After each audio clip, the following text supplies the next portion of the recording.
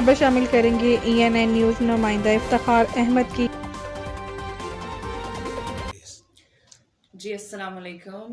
بہت شکریہ افتخار عباسی صاحب اور نعیم خان صاحب، آج آپ نے مجھے اپنے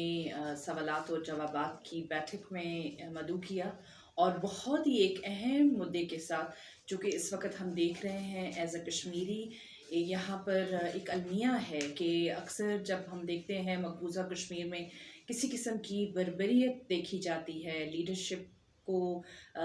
تہاڑ جیل کی ڈیتھ سیل میں رکھا جاتا ہے، کچھ کی وہیں پر اموات ہو گئیں، گیلانی صاحب کی جیسے کہ بہت نظر انداز ان کو نظر بند رکھا، اس میں ان کی شدید علالت میں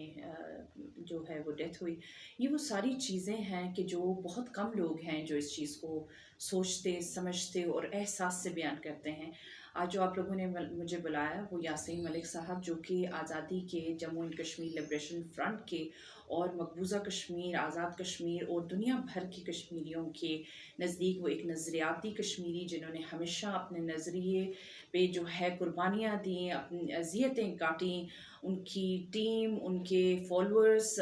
آج کئی دہائیاں گزرنے کے بعد بھی بالکل ویسے ہی اذیتیں کاٹ رہے ہیں، اور یقین مانیے کہ جب بہت سال ہو گئے، تقریباً 3.5 سالوں سے یہی ہم بار بار سننے کو ملتا تھا کہ یاسین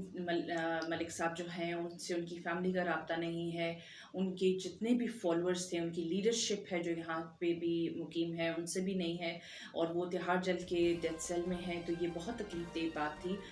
کیونکہ ہم سمجھتے ہیں کہ کشمیریوں کے جو لیڈرز ہیں، ان کی جو آواز ہے وہ اتنی مضبوط ہے، چاہے وہ مقبوضہ کشمیر کے اندر ہی رہ رہے ہوں،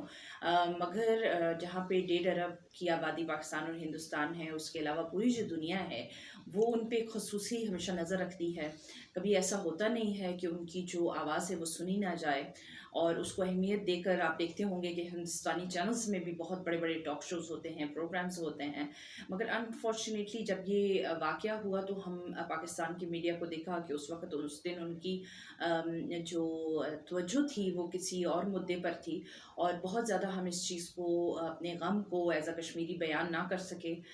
مگر آج آپ نے جب یہ پروگرام رکھا تو مجھے بہت خوشی ہوئی کہ ہمارے ہاں ارد گرد وہ احساس والے لوگ ہیں جو ابھی بھی چاہتے ہیں کہ میڈیا پہ یاسین صاحب کی جو بات ہے اس کو کرنے والا کوئی ہو۔ تو یہ یقیناً مودی جو ہے یہ تاریخ کا ایک بہت بڑا دہشت گرد کہلائے گا، کیونکہ اس نے جو کشمیریوں کے ساتھ اپنے دور حکومت میں 2014 کے بعد سے آج تک 8 سالوں میں کیا ہے، اس کا دنیا گواہ ہے۔ اور بے شک وہ ہندوستان کو اکنامکلی بہت اوپر لے کر گیا ہو، GDP انکریز ہوا ہو، امپورٹ ایکسپورٹ بہت انکریز ہوئی ہو، ایک عام بھارتی کی زندگی میں بہت ترقی دیکھنے میں آئی ہو، پر وہیں پر اگر آپ دیکھیں تو 1 ارب 20 کروڑ ہندوستانیوں اور 10 لاکھ جو فوج ہے جو مقبوضہ کشمیر میں رہتی ہے، اور چند 1 لاکھ کشمیریوں کو انہوں نے، جو 80 لاکھ کے قریب کشمیری ہیں، ان کو انہوں نے قید کر کے رکھا ہے۔ لاک ڈاؤن کا سلسلہ تو مارچ 2020 میں شروع ہوا تھا، مگر ہمیں وہ واقعہ بھولنا نہیں چاہیے۔ 5 اگست 2019 کے بعد 6 مہینے اس دنیا جب لاک ڈاؤن میں گئی تھی، اس سے پہلے 6 مہینے سے کشمیری لاک ڈاؤن میں زندگی گزار رہے تھے، اور یہ کوئی پہلا لاک ڈاؤن نہیں تھا۔ کرفیو، ہڑتالیں، لاک ڈاؤن یہ کئی دہائیوں سے کشمیریوں کا مقدر ہے، اور بہت افسوسناک بات ہے کہ دنیا اس چیز کے اوپر نہ بات کر سکی، نہ کبھی اس چیز کو سمجھ سکی، جب تک کہ خود پوری دنیا لاک ڈاؤن میں نہیں چلی گئی۔ اور اسی دوران میں بار بار کشمیری لیڈرشپ کو اذیت دینا، جسمانی طور پر، ذہنی طور پر، پھر ان کے گھر والوں کو قید کر دینا، ان کے گھر والوں کو، ان کے فالوورز کو چھاپے مارنا، رات کی اندھیری میں لوگوں کے بچوں کو اٹھا لینا، ان کو پبلک سیفٹی ایکٹ جیسے کالے قوانین کے تحت بک کر کے جیلوں میں ڈال دینا، اور پھر ان کا بالکل پتہ نہ ہونا، پھر آرم فورس پاور سیفٹی ایکٹ جیسا کالا قانون لگانا، ان سے ان کی زندگی کا حق چھین لینا۔ یہ وہ ساری چیزیں ہیں جو بہت زیادہ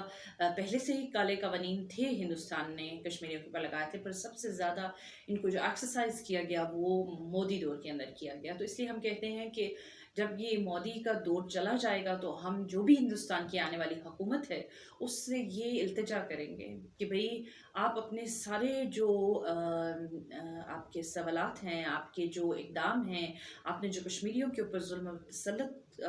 بربریت جاری رکھی ہے، وہ آپ اس کو تھوڑا سا ری وزٹ کریں، کیونکہ اگر آپ نہیں کریں گے اس کو ریویو اپنے ایکشنز کو اور کشمیریوں کے اوپر ظلم کو، تو میرا خیال ہے کہ تاریخ آپ کو کبھی بھی معاف نہیں کرے گی.